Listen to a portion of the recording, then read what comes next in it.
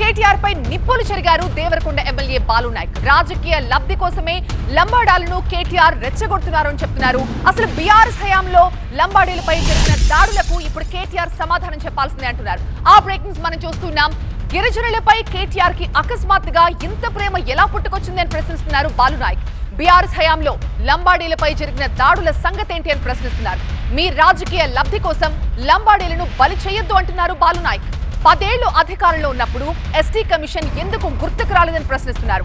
లగచర్లలో గిరిజనులను ప్రభుత్వం ఆదుకుంటుంది అని చెప్తున్నారు బాలు నాయక్.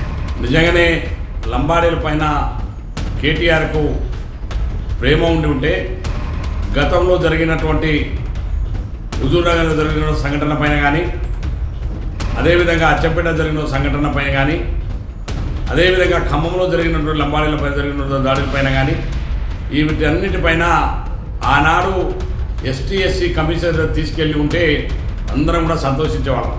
కానీ ఇవాళ కేవలం నీ రాజకీయ లబ్ధి కోసం ఇవాళ లంబాడీలను రెచ్చగొట్టేటువంటి ప్రయత్నం ఏం చేస్తున్నావు?